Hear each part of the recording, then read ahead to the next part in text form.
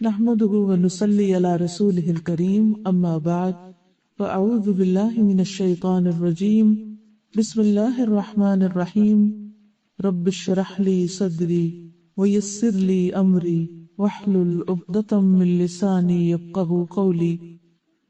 انسان ہونے کے ناطے ہم سب کسی نہ کسی طرح اللہ سبحانہ تعالیٰ کی نافرمانی کے کام کر جاتے ہیں، یعنی دوسرے لفظوں میں ہم سب سے گناہ ہو جاتے ہیں۔ آدم علیہ السلام بھولے، ہم سب بھول چوک کا شکار ہوتے ہیں۔ بعض گناہ لا علمی میں ہوتے ہیں، بعض جان بوجھ کر ہوتے ہیں، لیکن جب انسان سے کوئی غلطی ہوتی ہے تو یہ ایسے ہی ہے جیسے اس نے کوئی بیج بویا، اور جب وہ کوئی بیج بوتا ہے تو اس کا کوئی نہ کوئی درخت یا پودا ضرور نکلتا ہے، اور جب وہ پودا نکلتا ہے تو پھر اگر اچھا بیج بویا ہو تو اچھے پھل اس سے آتے ہیں، اور اگر خراب بیج بویا ہو یا ایسا بیج ہو کہ جس سے کانٹے اور کڑوے درخت نکلیں تو وہ اس کے مطابق ہوتے ہیں۔ گناہ ایسے ہی ہیں جیسے انسان اپنی زندگی میں کانٹے بو رہا اور وہ کانٹے خود اسی کو چبھتے، اسی کو ہی نقصان دیتے۔ کتاب ہے دوائے شافی، آپ میں سے کئی لوگوں نے اس کا نام سنا ہوگا اور کچھ لوگوں نے اسے شاید پڑھ بھی رکھا ہو۔ یہ کتاب بہت تفصیل کے ساتھ اس موضوع کو ڈسکس کرتی ہے کہ گناہوں کے اثرات انسان کی زندگی پر کس کس شکل میں پڑتے ہیں، کیونکہ جب انسان غلط کام کرتا ہے تو بعض اوقات اس کو احساس نہیں ہوتا کہ اس کا کوئی نقصان بھی ہوگا۔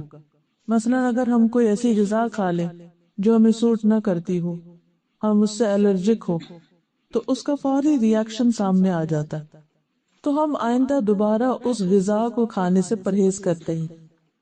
لیکن بعض اوقات ایسا ہوتا ہے کہ کسی گناہ کا یا کسی کام کا فوری نتیجہ انسان کے سامنے نہیں آتا، جس کی وجہ سے وہ بار بار اس چیز کو یا اس غلطی کو دہراتا رہتا ہے۔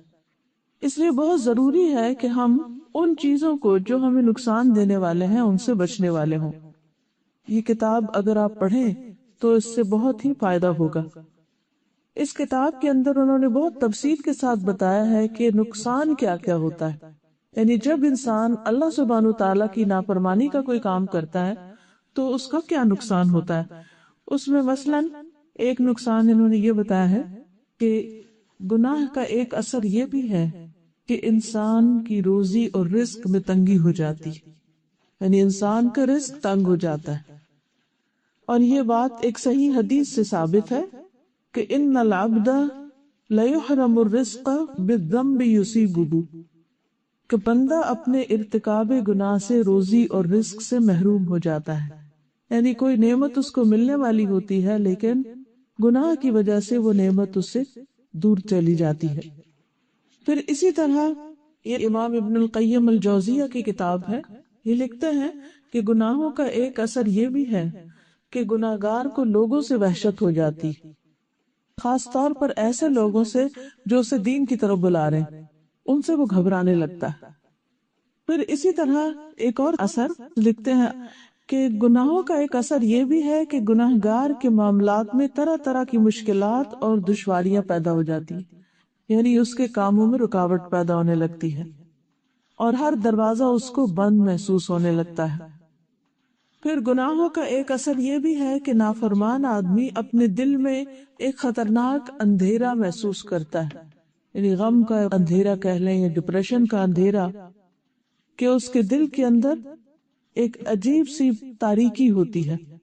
پھر کہتے ہیں کہ یہ تاریکی اتنی بھاری ہو جاتی ہے کہ اس انسان کی آنکھوں سے ظاہر ہونے لگتی ہے، اس کے چہرے پہ وحشت طاری ہونے لگتی ہے، اور چہرے پر جو نیکی کا ایک نور ہوتا ہے یا روشنی ہوتی ہے وہ ختم ہو جاتی ہے۔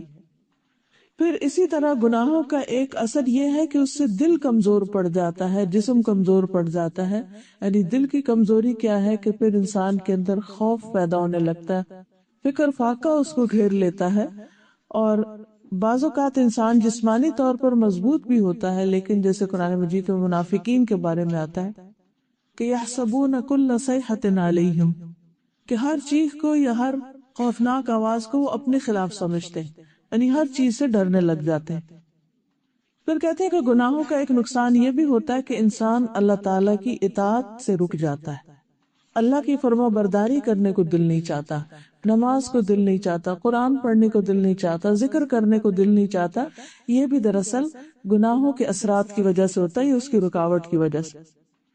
پھر کہتے ہیں کہ گناہوں کی ایک تاثیر یہ بھی ہے کہ انسان کی عمر کو تباہ کر دیتے ہیں، زندگی میں کوئی برکت نہیں رہتی، کوئی اچھا کام انسان سے سرزد نہیں ہوتا، اور بعض اوقات جو کرتا ہے اس کا کوئی نتیجہ سامنے نہیں آ رہا ہوتا۔ پھر اسی طرح کہتے ہیں کہ بعض گناہ انسان کی زندگی کو بھی کم کر دیتے ہیں، برکت تو کم ہوتی ہے، زندگی کو بھی کم کر دیتے ہیں، جیسے روزی کم ہو جاتی ہے۔ اور کم ہونے کا مطلب یا تو سالوں کی کمی ہے، یا مدت کی کمی، یا پھر یہ ہے کہ ایسی زندگی ہر خیر سے کم ہوتی، اس میں کوئی خیر نہیں ہوتی، کوئی بھلائی کے کام نہیں ہوتے۔ پھر اسی طرح گناہوں کا ایک اثر یہ بھی ہوتا ہے کہ انسان گناہ پر گناہ کرنے لگتا ہے، وہ یہ سوچتا ہے کہ اب جہنم میں تو جانا ہی ہے، تو اس لیے کچھ اور بھی کر لو، یعنی اس کو توبہ کی توفیق نہیں ہوتی، اور توبہ کو اس کا دل بھی نہیں چاہتا، اور توبہ کے بعد وہ اپنے رویے سے باز بھی نہیں آتا، بلکہ بعض اوقات تو اسے پھر گناہوں پر فخر ہونے لگتا ہے، یعنی چوری اور اوپر سے سینہ زوری۔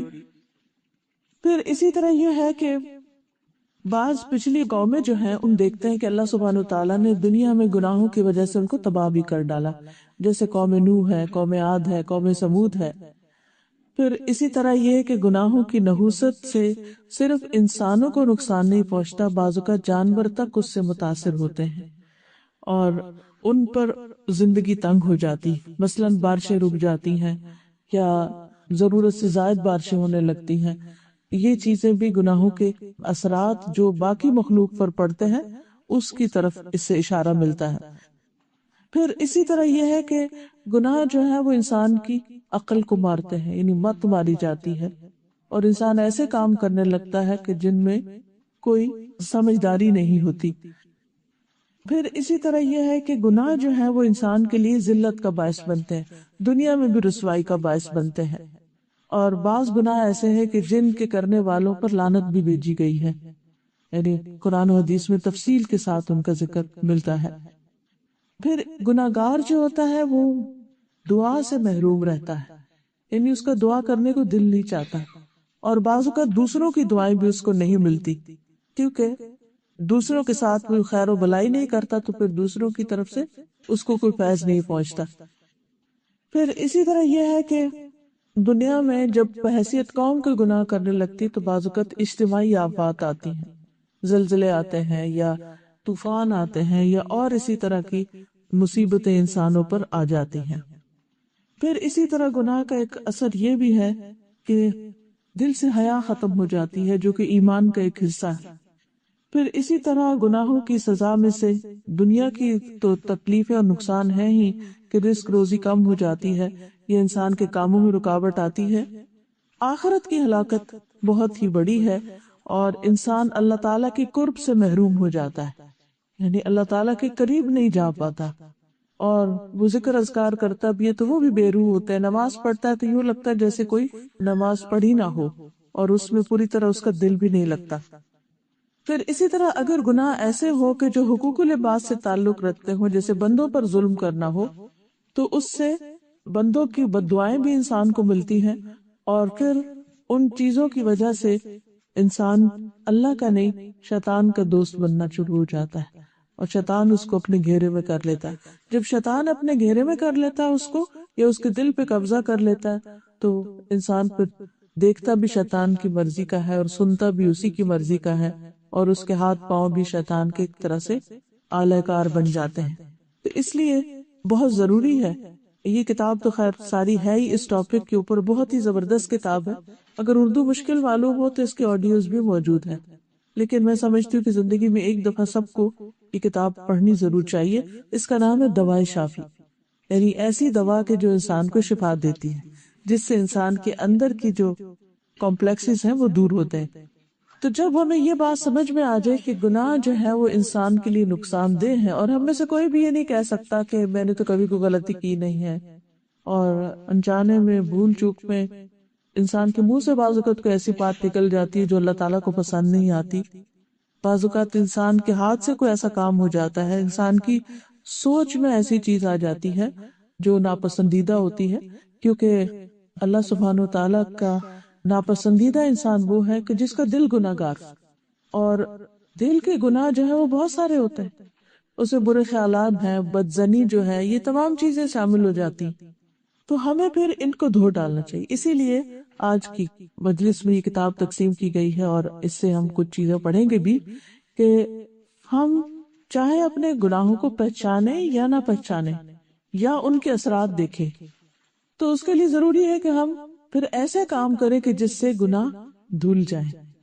اور ویسے بھی انسان کو جیسے جسمانی طور پر نہانے دھونے کی ضرورت رہتی ہے، ہماری باڈی کو ڈی ٹاکس کرنے کی ضرورت رہتی ہے، اسی طرح انسان کو گناہوں سے نجات حاصل کرنے کے لیے صرف زبانی توبہ نہیں کافی، بلکہ عملی طور پر بھی بہت کچھ کرنے کی ضرورت ہوتی۔ تو آپ اس کتاب کو کھول لیجئے تاکہ آپ اب بھی اس کو پڑھیے، اور ادھر جانے کے بعد بھی دوسروں سے بھی شیئر کر سکتے ہیں، اور اس کے ساتھ ساتھ آپ ان چیزوں پر عمل بھی کر سکتے ہیں۔ قرآن مجید میں اللہ تعالیٰ فرماتے ہیں کہ ان الحسنات یذہبن السیئات، حسنات سیئات کو لے جاتی، یعنی ایک انسان سے اگر کوئی غلطی ہو جاتی ہے اور اس کے بعد وہ اچھا کام کرتا ہے تو اچھائی برائی کو مٹا دیتی ہے۔ تو پھر ہم کیا ایسے کام کریں کہ جس سے ہماری برائیاں ساتھ ساتھ مٹتی چلی جائیں؟ تو وہ کون سے اعمال ہیں کہ جس کی وجہ سے انسان کی برائیاں دور ہو جاتی؟ اس میں سب سے پہلے آپ دیکھیں کہ وضو کے بعد 2 رکعت نفل پڑھنا، پیج نمبر 19 آپ دیکھیے، اس کا مقدمہ وغیرہ آپ گھر جا کے خود پڑھ لیجئے۔ مثلاً جب یہ احساس ہو کہ مجھ سے غلطی ہو گئی ہے، کوئی بات زبان سے نکل گئی ہے، کوئی عمل میں ایسی چیز آ گئی ہے، جو ہی احساس ہو تو انسان کو اس گناہ کا بوجھ اتارنے کی فکر کرنی چاہیے، ہٹانے کی فکر کرنی چاہیے، نہ کہ وہ سینے پر لیے رہے، کیونکہ گناہ کو قرآن مجید میں وزر کہا گیا ہے کہ وہ ایک بوجھ ہے، دنیا میں بھی بوجھ ڈالتا ہے انسان کے اوپر، اور آخرت میں تو اس کے نام اعمال میں اس کے لیفٹ ہینڈ کی طرف جو اس کی کتاب لکھی جا رہی ہے وہ اس کے لیے اگر بھاری ہو گئی تو پھر قیامت کے دن نجات مشکل ہو جائے گی۔ تو کہتے ہیں کہ وہ اعمال جن سے آدمی کے پچھلے سارے گناہ معاف ہو جاتے ہیں، ان میں پہلا عمل یہ ہے کہ آدمی کامل توجہ سے وضو کرے، یعنی اچھی طرح اہتمام کے ساتھ، جس میں انسان کی جسم کا کوئی حصہ خشک نہ رہے، ہاتھوں پر کوئی نیل پالش نہ ہو، یا جسم پر کوئی ایسی چیز چپکی بھی نہ ہو کہ جس سے پانی کی رکاوٹ، پوری طرح مسنون طریقے سے وضو کرے، اور پھر 2 رکعت نماز پڑھے۔ حضرت حمران جو حضرت عثمان کے غلام تھے وہ بیان کرتے ہیں، انہوں نے دیکھا کہ حضرت عثمان نے وضو کا پانی منگوایا اور اپنے دونوں ہاتھوں پر برتن سے پانی ڈالا اور ان کو 3 مرتبہ دھویا۔ برتن سے کس طرح؟ یعنی جیسے یہ برتن ہو تو یوں کر کے، خشک ہاتھ کو برتن کے اندر نہیں ڈالنا چاہیے، اور خصوصاً صبح اٹھ کر، ایک انسان کو نہیں پتا کہ اس کا ہاتھ کسی نجاست والی جگہ پہ نہ لگ گیا ہو۔ تو جب پہلے زمانے میں ٹیپس نہیں ہوتی تھی، اور اگر آج بھی کبھی ٹیپ نہ ہو تو اس کا طریقہ یہ ہے کہ جیسے لوٹے سے ڈال کے یا کسی بھی برتن سے ہاتھ میں پانی ڈال کے پھر پہلے ہاتھوں کو اچھی طرح دھوئے، جب ہاتھ دھل جائے تو پھر بے شک پانی چلو بھر کے بھی کلی اور ناک میں پانی اور منہ وغیرہ باقی کام کر سکتا ہے۔ تو حضرت عثمان رضی اللہ تعالیٰ عنہ نے پانی برتن سے انڈیلا، 3 مرتبہ ہاتھ کو دھویا، 1 مرتبہ دھویا، پھر دوسری دفعہ دھویا، پھر تیسری دفعہ، یہ نہیں کہ صرف 3 دفعہ مل دیا، نہیں، 3 دفعہ لے کے 3 دفعہ دھویا، پھر اپنا دایاں ہاتھ پانی کے اندر ڈالا، اس کے بعد کلی کی اور ناک میں پانی چڑھایا اور ناک کو جھاڑا، پھر 3 مرتبہ چہرہ دھویا، ہاتھوں کو کوہنیوں تک 3 مرتبہ دھویا، پھر اپنے سر کا مسح کیا، پھر اس کے بعد ہر پاؤں 3 بار دھویا، یعنی الگ الگ 3 بار۔ اب اگر ٹیپ میں بھی آپ دھوئے تو 3 دفعہ کم از کم پاؤں کو آگے بڑھائیں پانی کے نیچے، تاکہ 3 دفعہ کا عمل پورا ہو جائے۔ پھر فرمایا، میں نے نبی صلی اللہ علیہ وسلم کو دیکھا وضو کرتے ہوئے، آپ نے میرے اس وضو جیسا وضو کیا، یعنی وہ ایک عملی طور پر سنت کو زندہ کر رہے تھے، اور فرمایا جو کوئی میرے اس وضو کی طرح وضو کرے، یعنی درست وضو کرے، پھر 2 رکعتیں تحیت الوضو کی پڑھے اور ان میں اپنے دل میں مختلف خیالات لے کر نہ آئے، یعنی ادھر ادھر کی کہانیاں نہ سوچے، لوگوں کے بارے میں نہ سوچے، گھر کے کاموں کے بارے میں نہیں سوچے، اور باتیں نہیں سوچے تو اللہ تعالیٰ اس کے پچھلے گناہ معاف کر دے گی. یعنی یہ اتنا بڑا کام ہے، بظاہر چھوٹا سا لگ رہا ہے، لیکن دو شرائط ہیں بڑی. ایک تو یہ کہ وضو بالکل صحیح ہو، اور دوسرا یہ کہ نماز بھی پورے خشوع سے پڑھی گئی ہو اور اس میں کوئی اور بات نہ سوچی جائے. یعنی پورا جہاد کرنا پڑتا ہے انسان کو کہ ادھر ذرا سا غافل ہوتا تو فوراً شیطان خیال ڈال دیتا، پھر اس کو جھٹکے، پھر جھٹکے، پھر جھٹکے، پھر جھٹکے، اور پوری طرح یکسوئی کے ساتھ نماز پڑھ لے. اور یہ ایک طرح سے صلاۃ التوبہ ہے. اللہ تعالیٰ سے انسان توبہ کر لے تو اللہ تعالیٰ اس کے گناہ معاف کر دے. کیونکہ کتنی دفعہ ایسا ہوتا ہے کہ ہمارے گناہ ہمیں پریشان کیے رکھتے ہیں، اندر سے ہمیں ہلائے رکھتے ہیں، اور بار بار اٹھ کے آتے رہتے. کبھی رات کو نیند نہیں آتی، کبھی خوابوں میں ایسی چیزیں نظر آنے لگتی ہیں، کبھی بظاہر، جیسے کہ ایک عالم نے کہا تھا کہ جب میں کوئی گناہ کرتا ہوں تو اس کا اثر اپنی بیوی اور سواری میں پاتا ہوں کہ وہ میرے نافرمان ہو جاتے. بیوی بات نہیں مانتی کہ بچے بات نہیں مانتے، گاڑی خراب ہو جاتی ہے، گاڑی میں کوئی مسئلہ ہو جاتا ہے. یہ بھی گناہوں کے اثرات میں سے ایک اثر ہوتا ہے. تو اس کے لیے انسان اگر دیکھے کہ کوئی اس قسم کی رکاوٹیں آ رہی ہیں کسی بھی کام میں تو یہ عمل دہرائے. کچھ مشکل نہیں، زیادہ زیادہ 10 منٹ لگ جائیں گے، 15 منٹ لگ جائیں گے، لیکن انسان اپنا بوجھ اتار لے.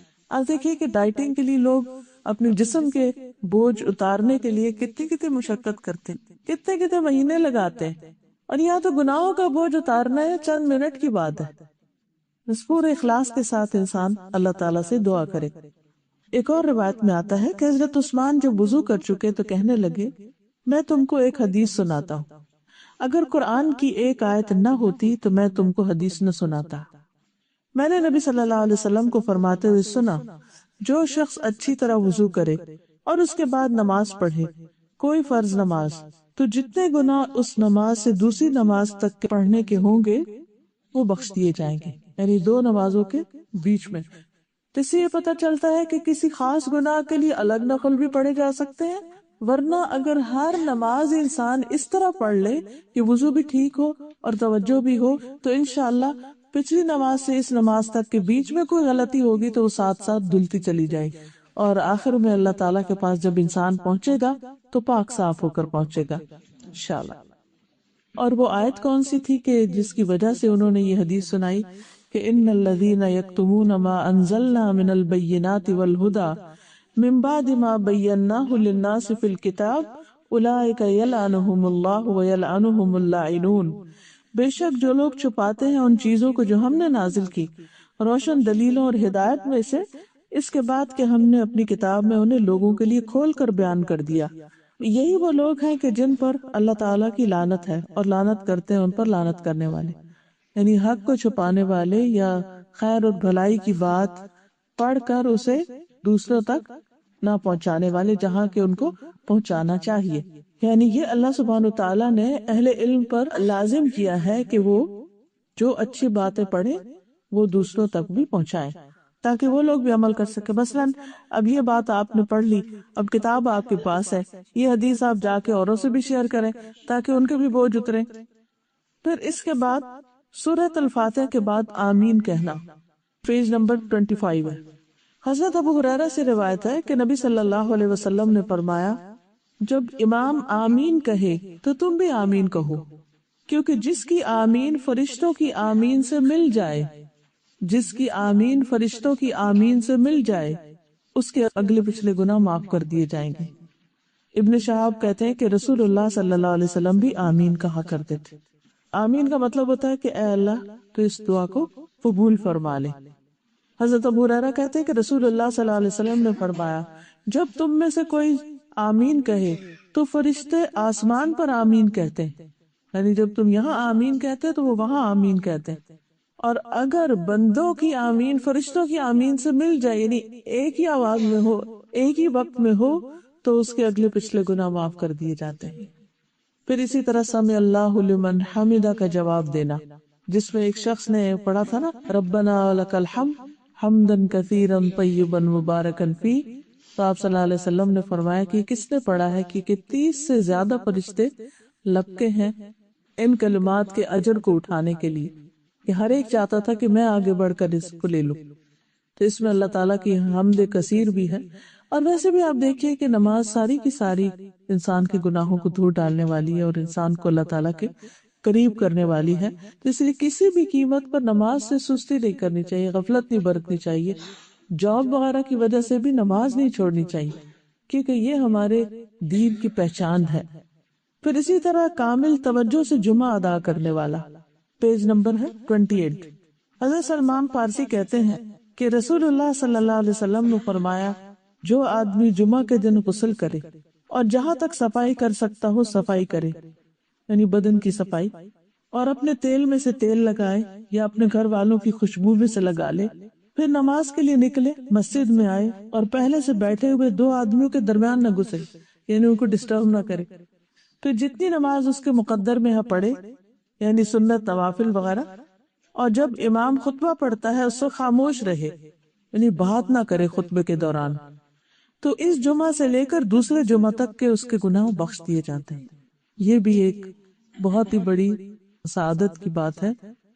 تو ایک نماز سے دوسری نماز تک، اور دوسرے ایک جمعے سے دوسرے جمعے تک. تو اس میں اپنے بچوں کو بھی آپ سکھا سکتے ہیں کہ کس طرح وہ جمعے کے لیے جائیں، جلدی جانے کی کوشش کریں، پھر جا کر مسجد کے نوافل پڑھیں، اور اس کے بعد یہ کہ خاموشی کے ساتھ بیٹھیں. بعض اوقات کچھ مساجد میں جیسے عربی میں خطبہ ہوتا ہے، انگلش میں ہوتا ہے یا اردو میں ہوتا ہے، اور وہ زبان ہمیں سمجھ نہیں آ رہی ہوتی، تو کچھ لوگ بور ہونے لگتے ہیں تو آپس میں بات چیت بھی شروع کر دیتے، یا پھر انسٹرکشن دینے لگتے ہیں، آگے ہو جاؤ، پیچھے ہو جاؤ، جگہ دے دو. اس طرح کی بات بھی نہیں کرنی چاہیے خطبے کے دوران. یعنی اگر آپ کسی کو کچھ کہنا بھی چاہیں تو اس خاموشی سے اشارے کے ساتھ بات کر لیں. پھر یہ ہے کہ نماز جو ہے یہ بذات خود گناہوں کو ختم کرنے والی ہے. پھر یہ کہ نماز کے لیے گھر سے وضو کر کے نکلنا جو ہے، جو شخص پاکیزہ طور پر گھر سے نکلتا ہے تو اس کے ہر قدم پر جو وہ مسجد کی طرف بڑھاتا ہے اس کے گناہ معاف کر دیے جاتے ہیں. پھر دیکھیں پیج 39، 100 مرتبہ سبحان اللہ کہنا، اور یہ بہت ہی آسان عمل ہے. حضرت ابو ہریرہ کہتے ہیں کہ رسول اللہ صلی اللہ علیہ وسلم نے فرمایا، جو شخص دن میں 100 مرتبہ سبحان اللہ و بحمدہ کہے اس کے گناہ مٹا دیے جاتے ہیں، خواہ وہ سمندر کی جھاگ کے برابر ہی کیوں نہ. 100 مرتبہ کیسے ہوتے ہیں؟ دونوں ہاتھوں پہ انسان 30 دفعہ، اور پھر 3 دفعہ پڑھ لے، پھر 33، پھر 33، اور آخری مرتبہ 34 مرتبہ. حدیث میں آتا ہے، حضرت ابو ہریرہ سے روایت ہے کہ رسول اللہ صلی اللہ علیہ وسلم نے فرمایا، 2 کلمے ایسے ہیں جو رحمان کو بہت پیارے، زبان پر بہت ہلکے اور ترازو میں بہت بھاری، اور وہ ہیں سبحان اللہ و بحمدہ، سبحان اللہ العظیم. آدمی کو چاہیے کہ چلتے پھرتے ان کلمات کو ورد کرتا رہے، یعنی جب موقع ہو بیٹھ کے بھی کر لے، چند منٹ تو لگے، سفر کے دوران، بس، ٹرین، ڈرائیونگ کرتے ہوئے. اور اسی طرح بعض اوقات ہم کوکنگ کر رہے ہوتے ہیں یا گھر کے کوئی بھی کام کر رہے ہوتے ہیں تو زبان کو خالی نہ رہنے. مومن جو ہوتا ہے اس کی زبان ہر وقت ذکر سے تر رہتی. پھر اسی طرح 100 برائیاں مٹا دینے والا کلمہ. حدیث میں آتا ہے، رسول اللہ صلی اللہ علیہ وسلم نے فرمایا، جو کوئی لا الہ الا اللہ وحدہ لا شریک لہ لہ الملک ولہ الحمد وہو علی کل شیء قدیر ایک دن میں 100 بار کہے تو یہ اس کے لیے 10 گردنوں کے آزاد کرنے کے برابر ہوگا، جیسے 10 غلام آزاد کر دیے. اس کے لیے 100 نیکیاں لکھی جائیں گی اور اس سے 100 برائیاں مٹا دی جائیں گی. اور یہ کلمہ اس کے لیے اس دن شام تک شیطان سے بچانے کا ذریعہ رہے گا، یعنی شیطان اس پر غالب نہیں آئے گا. اور جو شخص یہ عمل لے کر آئے گا اس سے بہتر کوئی اور شخص نہیں آئے گا. یعنی عام طور پر ہمیں لوگوں کے ساتھ ایک کمپٹیشن ہوتا ہے نا، کہ ہمارے کپڑے سب سے اچھے ہوں، یا گھر اچھا ہو، یا گاڑی اچھی ہو. تو جو شخص اس کلمے کی روز پابندی کرے گا قیامت کے دن اس کا عمل سب سے بہترین ہوگا، سب سے خوبصورت ہوگا، سوائے اس آدمی کے جس نے جیسا عمل کیا. تو اس سے 4 باتیں پتہ چلتی. نمبر 1، 10 غلام آزاد کرنے کا ثواب، 100 نیکیوں کا لکھا جانا، 100 برائیوں کا مٹنا، اور پھر صبح سے شام تک شیطانی حملوں سے محفوظ رہنا. اور اگر 100 مرتبہ نہ کہہ سکے تو 10 مرتبہ کہہ لیں، 10 مرتبہ صبح، 10 مرتبہ شام. پھر اسی طرح نماز کے بعد کی تسبیحات ہیں، سبحان اللہ سبحان اللہ سبحان اللہ 33 بار، الحمدللہ 33 بار، اللہ اکبر 34 بار. تو یہ بھی بہت ہی فضیلت والے کلمات ہیں. اس کے بارے میں بھی آتا ہے کہ اگر آخری بار لا الہ الا اللہ وحدہ لا شریک لہ لہ الملک ولہ الحمد وہو علی کل شیء قدیر پڑھ لے تو اس کی ساری خطائیں معاف کر دی جائیں گی، اگرچہ وہ سمندر کی جھاگ برابر ہی کیوں نہ ہو۔ یعنی کتنی بھی غلطیاں ہوں پھر انسان کی معاف ہوتی چلی جائیں گی۔ تو انسان تو خطا کا پتلا ہے، بھول چک ہوتی رہتی، تو ہر نماز کے بعد اس کو پڑھنے کی عادت بنا لے۔ اور اگر آپ دیکھیں تو کچھ زیادہ ٹائم نہیں لگتا، یعنی یہ تینوں تسبیحات ہیں، ان کو کرنے کے لیے 1.5 منٹ چاہیے ہوتا ہے۔ تو کیا 1.5 منٹ نہیں ہمارے پاس کہ جس کے ساتھ ہم اپنے عبودت جو ہے وہ اتار پھینکیں؟ پھر اسی طرح نیک لوگوں کی مجلس میں بیٹھنا، یہ بھی گناہوں کی معافی کا ذریعہ بنتا ہے۔ پیج 52، حضرت ابو ہریرہ کہتے ہیں کہ رسول اللہ صلی اللہ علیہ وسلم نے فرمایا، اللہ کے کچھ فرشتے ایسے ہیں جو راستوں میں اہل ذکر کو تلاش کرتے ہوئے گھومتے پھرتے رہتے ہیں۔ جب انہیں ایسے لوگ مل جائیں جو اللہ کا ذکر کر رہے ہوں جیسے آپ کر رہے تھے بھی، تو ایک دوسرے کو آوازیں دینے لگتے ہیں کہ آؤ ادھر، تمہارا مطلب حاصل ہو گیا، یعنی اللہ کی یاد کرنے والے مل گئے ہیں جن کی تلاش میں تھے۔ تو آپ صلی اللہ علیہ وسلم نے فرمایا، سو وہ انہیں اپنے پروں کے ساتھ آسمان دنیا تک گھیر لیتے ہیں، تو رب تعالیٰ ان سے پوچھتے ہیں، حالانکہ وہ ان سے زیادہ ہر ایک بات کو جانتے ہیں، کہ میرے بندے کیا کہتے ہیں؟ فرشتے کہتے ہیں تیری پاکیزگی، تیری بڑائی، تیری تعریف اور تیری بزرگی بیان کر رہے ہیں۔ آپ نے فرمایا، اللہ تعالیٰ فرماتا ہے، کیا انہوں نے مجھے دیکھا ہے؟ یعنی اللہ تعالیٰ کو دیکھا ہے؟ وہ کہتے ہیں، قسم ہے تیری ذات پاک کی، انہوں نے تجھ کو نہیں دیکھا۔ اس وقت اللہ تعالیٰ فرماتے ہیں، اگر وہ مجھ کو دیکھ لے تو ان کا کیا حال ہو؟ فرشتے کہتے ہیں، پھر تو اس سے بھی زیادہ تیری عبادت کرتے، یعنی اور بھی شوق سے کرتے، تیری بڑائی بیان کرتے، تیری تسبیح کرتے۔ اللہ تعالیٰ فرماتا ہے، تو وہ مجھ سے کیا مانگتے ہیں؟ فرشتے کہتے ہیں، وہ جنت کا سوال کرتے ہیں۔ اللہ تعالیٰ فرماتے ہیں کہ انہوں نے جنت کو دیکھا؟ فرشتے عرض کرتے ہیں، تیری ذات کی قسم، انہوں نے جنت کو نہیں دیکھا۔ اللہ تعالیٰ فرماتے ہیں، اگر وہ جنت کو دیکھ لیتے تو کیا ہوتا؟ وہ کہتے ہیں کہ اگر وہ اسے دیکھ لے تو اس سے زیادہ حرص کریں اور اس سے بڑھ کر اسے طلب کریں، یعنی جنت کا سوال بہت زیادہ کریں۔ اب دیکھیں، دنیا میں جس چیز کی ہمیں حرص ہوتی ہے، کوئی خوبصورت چیز ہمیں نظر آ جاتی تو ہم دعائیں مانگنے لگتے کہ یا اللہ بس یہ مجھے مل جائے، یا کوشش کرنے لگتے ہیں۔ تو جس کو جنت نظر آ جائے پھر وہ کیسے نہیں اس کا سوال کرے گا؟ تو ہمیں اللہ اور اس کے رسول صلی اللہ علیہ وسلم کے وعدوں پر یقین کرتے ہوئے جنت کو جیسی وہ ہے اور جو ہمیں اس کے مناظر بتائے گئے ہیں ان کو دیکھ کر ان کا شوق رکھتے ہوئے خوب اچھی طرح دعا کرنی چاہیے۔ فرمایا، تو کس چیز سے پناہ مانگتے ہیں؟ فرشتے کہتے ہیں کہ آگ سے۔ فرمایا، کیا انہوں نے آگ دیکھی؟ وہ کہتے ہیں، نہیں، تیری ذات کی قسم، انہوں نے اسے دیکھا نہیں۔ فرمایا، اگر دیکھ لیں تو کیا حال؟ فرشتے کہتے ہیں، اگر وہ اسے دیکھ لیں تو اور زیادہ اس سے بھاگے اور اس سے اور زیادہ ڈرے۔ اللہ تعالیٰ فرماتے ہیں، تو میں تمہیں گواہ بناتا ہوں کہ میں نے انہیں بخش دیا۔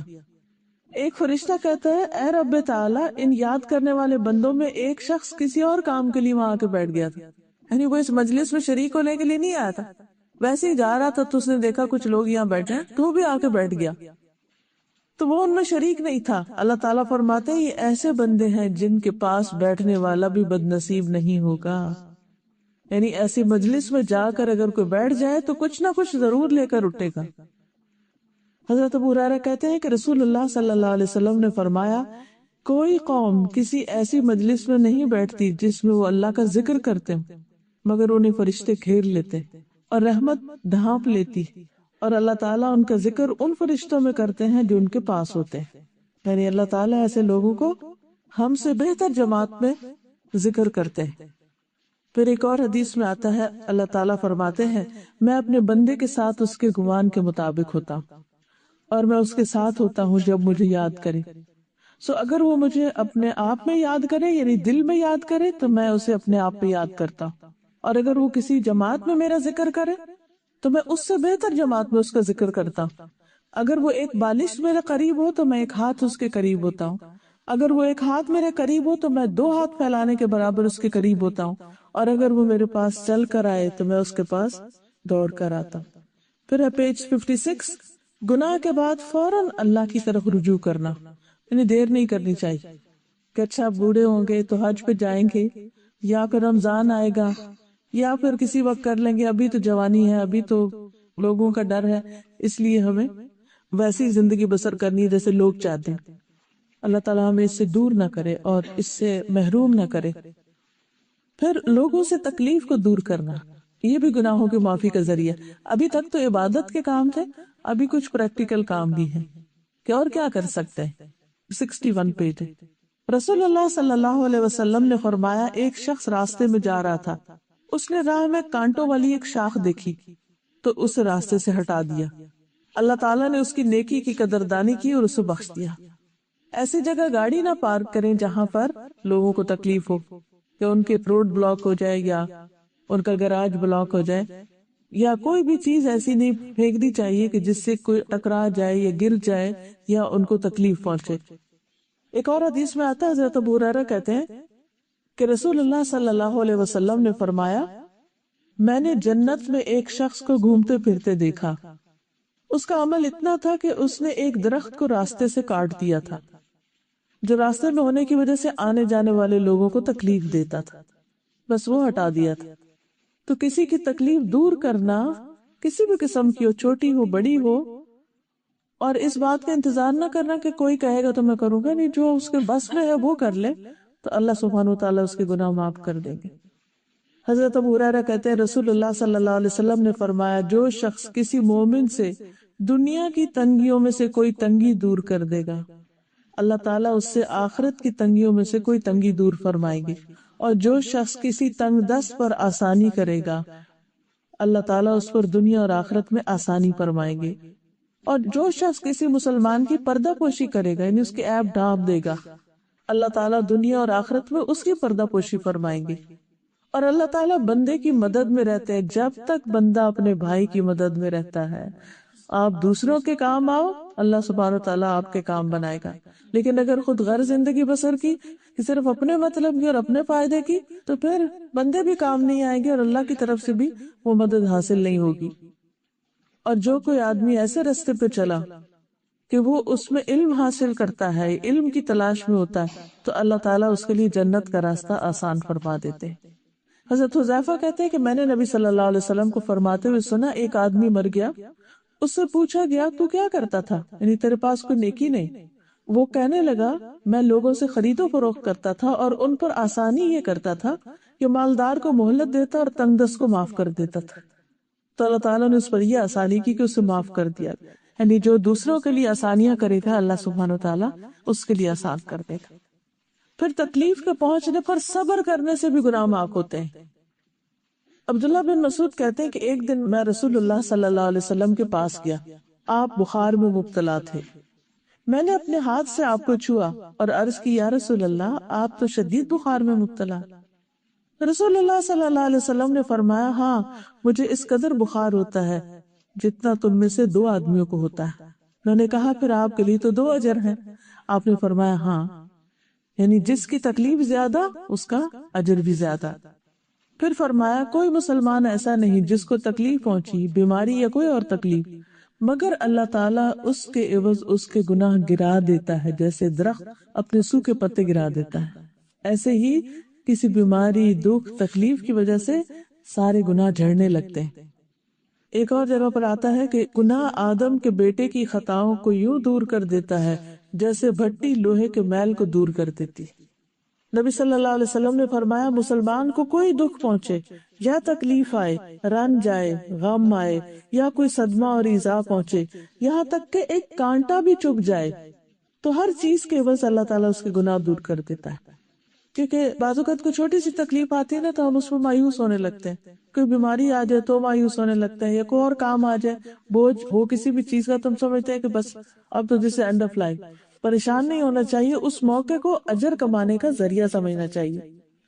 حضرت عائشہ کہتی ہے کہ رسول اللہ صلی اللہ علیہ وسلم نے فرمایا، کسی مسلمان کو کانٹا لگے یا اس سے زیادہ کوئی دکھ پہنچے، مثلا انجیکشن لگتا ہے آپ کو، سوئی جاتی ہے جسم، یہ بلڈ دیتے ہیں آپ، تو اللہ تعالیٰ اس کے عوض اس کا ایک درجہ بڑھا دیتے ہیں اور اس سے گناہ مٹا دیتے ہیں۔ کچھ بیماریوں پر انعامات ہیں، جیسے اگر آنکھیں چلی جائیں تو اس پر جنت کا وعدہ ہے۔ رسول اللہ صلی اللہ علیہ وسلم فرماتے ہیں کہ اللہ تعالیٰ نے فرمایا، جب میں اپنے بندے کو اس کی 2 پیاری چیزوں کے ذریعے یعنی آنکھوں سے محروم کر کے آزماؤں، بس وہ اس پر صبر کرے تو میں اس کے بدلے اسے جنت دوں گا۔ یعنی دنیا میں تو تکلیف ہے لیکن اس کا انجام بہت اچھا ہے. جنت جیسی چیز اگر کسی کو مل جائے تو اور کیا چاہیے. پھر اسی طرح مرغی پر صبر، طاعون کی بیماری سے فوت ہونے پر صبر. جس عورت کو بچوں کی وفات سے آزمایا جائے، یعنی اس کے بچے فوت ہو جائے اس کی زندگی میں، تو ماں کے لیے اس سے بڑا دکھ کوئی نہیں ہوتا، تو اس پر اس کے لیے اجر ہے. جو قیامت کے دن دوزخ سے اس کے لیے آڑ بن جائیں گے. اسی لیے جب کوئی بیمار ہوتا تو ہم کہتے ہیں لا باس طہور انشاءاللہ، کوئی بات نہیں، یہ بیماری جو ہے وہ گناہوں سے پاکیزگی کا ذریعہ بنے گی. تو یہ جملہ بول دینا جب دوسرے کا حوصلہ بڑھا دیتا ہے کہ تم فکر نہیں کرو، کیونکہ جب تکلیف ہوتی ہے نا تو انسان کمزور پڑتا ہے. جب کمزور پڑتا ہے تو اس کو شیطان پکڑ لیتا ہے اور طرح طرح کے وسوسے ڈال کے اللہ تعالیٰ سے مایوس کرتا ہے. تو اس وقت میں دوسرے کا حوصلہ بڑھانے کی ضرورت ہوتی ہے. پھر اسی طرح جو شخص بیمار کی عیادت کرتا ہے تو اس کے لیے 70,000 فرشتے دعائیں کرتے ہیں. تو یہ بھی بیماروں کی عیادت کرنا بھی گناہوں سے معافی کا ذریعہ ہے.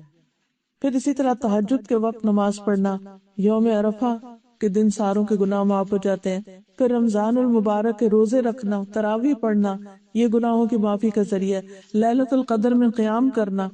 پھر اسی طرح تقویٰ، اللہ سے ڈرنا. پھر نبی صلی اللہ علیہ وسلم کی اطاعت، جو سنتوں کی پیروی کرے اس کے بھی گناہ معاف کر دیے جاتے ہیں. اور پھر اگر کوئی انسان کبیرہ گناہوں سے بچے تو صغیرہ گناہ معاف کر دیے جاتے ہیں. ان تجتنبوا کبائر ما تنہون عنہ نکفر عنکم سیئاتکم وندخلکم مدخلا کریما. اگر تم بچتے رہو گے ان بڑے بڑے گناہوں سے جن سے تمہیں روکا گیا ہے تو ہم دور کر دیں گے تم سے تمہاری برائیوں کو اور ہم تمہیں عزت کی جگہ میں داخل کریں گے. پھر اسی طرح سچائی کو اختیار کرنا، اس سے بھی گناہ معاف ہوتے ہیں. صدقہ چھپا کے دینا، یہ اللہ تعالیٰ کے غضب کو ٹھنڈا کرتا ہے. پھر اللہ تعالیٰ سے ڈرنا، ان الذین یخشون ربہم بالغیب لہم مغفرۃ واجر کریم. جو لوگ غائبانہ طور پر اپنے رب سے ڈرتے ہیں ان کے لیے بخشش بھی ہے اور بہت بڑا اجر بھی ہے. میں امید کرتی ہوں کہ یہ گھر جا کر آپ انشاءاللہ تعالیٰ اس کتاب کو پڑھیں گے، اپنے بچوں سے بھی شیئر کریں گے. اب ہم انشاءاللہ تعالیٰ دعا کر لیتے ہیں کچھ اور اس کے بعد اجازت چاہتے. سبحان اللہ والحمد للہ ولا الہ الا اللہ واللہ اکبر ولا حول ولا قوة الا باللہ العلی العظیم. اللہم صل علی محمد وعلی آل محمد کما صلیت علی ابراہیم وعلی آل ابراہیم انک حمید مجید. اللہم بارک علی محمد وعلی آل محمد کما بارکت علی ابراہیم وعلی آل ابراہیم انک حمید مجید. ربنا آتنا فی الدنیا حسنة وفی الآخرة حسنة وقنا عذاب النار. ربنا لا تؤاخذنا إن نسينا أو أخطأنا. ربنا ولا تحمل علينا إصرا كما حملته على الذين من قبلنا. ربنا ولا تحملنا ما لا طاقة لنا به واعف عنا واغفر لنا واغفر لنا واغفر لنا وارحمنا أنت مولانا فانصرنا على القوم الكافرين. لا إله إلا الله وحده لا شريك له له الملك وله الحمد وهو على كل شيء قدير. يا حي يا قيوم برحمتك أستغيث لا حول ولا قوة إلا بالله لا إله إلا أنت سبحانك إني كنت من الظالمين. یا رب العالمین یا ارحم الراحمین، ہم نے جو کچھ پڑھا ہے ہمیں اس پر عمل کی توفیق عطا فرما. اللہ ہمارے لیے عمل کی راہیں آسان فرما.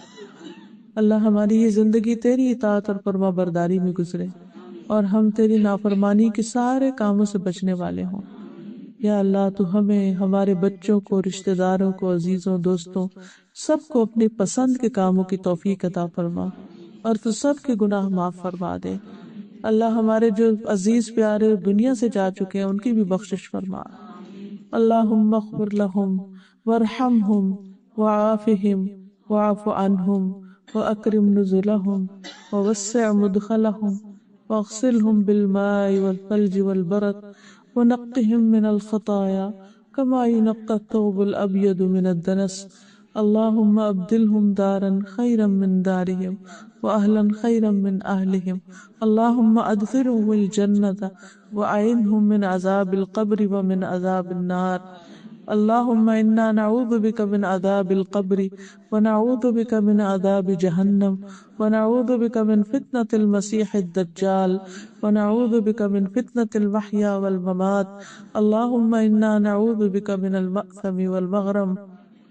لا حول ولا قوة إلا بالله العلي العظيم. اللهم إنا نعوذ بك من جهد البلاء ودرك الشقاء وسوء القضاء وشماتة الأعداء. اللهم إنا نسألك من الخير كله عاجله وآجله ما علمنا منه وما لم نعلم ونعوذ بك من الشر كله عاجله وآجله ما علمنا منه وما لم نعلم. یا اللہ جو کچھ ہم نے پڑھا ہے ہمیں اس پر عمل کرنے والا بنا. اللہ ہماری بھول چوک اور خطاؤں سے درگزر فرما. اللہ ان گناہوں کو بھی معاف کر دے جو ہم نے انجانے میں کیے اور ان گناہوں کو بھی معاف کر دے جو ہم سے انسانی کمزوری کے تحت ہو. یا رب العالمین تو ہمارے گناہوں کی وجہ سے ہم سے خیر کو نہ روکنا. یا رب العالمین تو ہم سب پر اپنی رحمت نازل فرما, سب کی بیماریاں دور فرما. اللہ جسمانی روحانی تکلیفیں بیماریاں سب دور فرما. یا رب العالمین ہمارے بچوں کو نیک ہدایت عطا فرما. اللہ ان کی ساری مشکلات دور کر دے. یا رب العالمین تو ہمیں اس ملک میں رہتے ہوئے اپنے آپ کو صحیح مسلمان کی حیثیت میں رکھنے کی توفیق دے اور اپنے دین کی طرف بلانے والوں میں شامل کر دے. یا اللہ جو بھی لوگ دین کا کام کر رہے ہیں تو اپنی رحمت سے ان کی مدد فرما, ان کی ساری مشکلات آسان فرما دے, ان کے دلوں کو باہم جوڑ دے.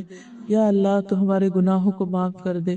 یا اللہ جتنے بھی بیمار ہیں انہیں صحت دے اور جو دنیا سے جا چکے ان کو بخش دے اور ہم سب کو دنیا اور آخرت کی بھلائیاں نصیب فرما. انہوں نے اس محفل کا اہتمام کیا انہیں جزائے خیر عطا فرما, اور جو لوگ آئے ہیں تکلیف اٹھا کر ان سب کا آنا قبول فرما. اور جو کچھ بھی ہم نے ان دنوں میں کیا ہے یا رب العالمین اس سارے کو قبول فرما. ربنا تقبل منا انک انت السمیع العلیم وتب علینا انک انت التواب الرحیم. وصلی اللہ تعالی علی خیر خلقہ محمد وعلی آلہ واصحابہ واہل بیتہ اجمعین برحمتک یا ارحم الراحمین. الہی آمین. سبحانک اللہم وبحمدک اشہد ان لا الہ الا انت استغفرک واتوب الیک. السلام علیکم ورحمۃ اللہ وبرکاتہ.